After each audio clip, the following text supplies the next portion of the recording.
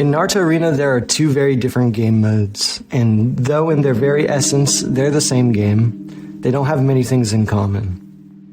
So before I explain this, let me just say, the common player will never experience the other side of Naruto-Arena that I'm talking about here. But if you want to, I recommend going on the forums and looking for a clan that does something called warring or wars, which is most big ones. Okay, so first off, there's a ladder.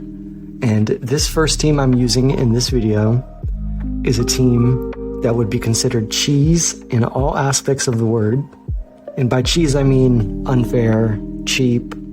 It's a combination that is basically stupid and annoying and doesn't really allow the other player to effectively play the game.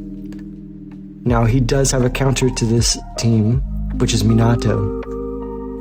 So, there are ways around certain cheese teams, but if he didn't have Minato, his game would have been entirely screwed. So, the second team you're going to see in this video is a team with 3 characters that have chakra drain or removal skills. Okay, so both of these teams in wars would not be playable at all. This first one, because all 3 characters are basically considered unhealthy, broken, or unfair for regular competitive gameplay. The second one, 3 drain, and also, the characters have those unfair, broken qualities that have them banned. But the point I'm trying to make is the second one is because you could never use 3 characters that have a drain or removal skill in the war scene. You can only use 1. If you turn war mode on, you get probably half an idea of how the other side of Naruto-Arena operates. Okay? Pretty much any character with something overly abusable or considered unhealthy or broken, overpowered, is banned and unable to be used. So war mode's not going to tell you everything. More than half of the characters are banned, and you have to abide by the war mode rules as well. So war mode's not going to ban those characters, essentially. Okay. And then that's just by default. So these banned characters, they're by default. Now the characters that are considered okay to be in the war scene, there's going to be like 20 more additional bans that each clan, or depending on the event, each person is going to ban like 5, or each clan is going to ban like 10 each. So you already are limited to like 60% of the character roster, and then you get limited even more. So this is basically why the competitive / war scene is so different from ladders, okay? You see many different teams' philosophies behind why they work. So for a ladder, you're looking for a meta, right? You're looking for what's going to get me the win most of the time. You're looking for the same thing in wars, all right? But in ladder, you have the utmost freedom to use a ridiculous amount of unfair combinations of characters and win in any way that you choose to. Now in wars, you can't do that. You have to try and create an effective combination with characters in combinations that you normally don't even see in ladder.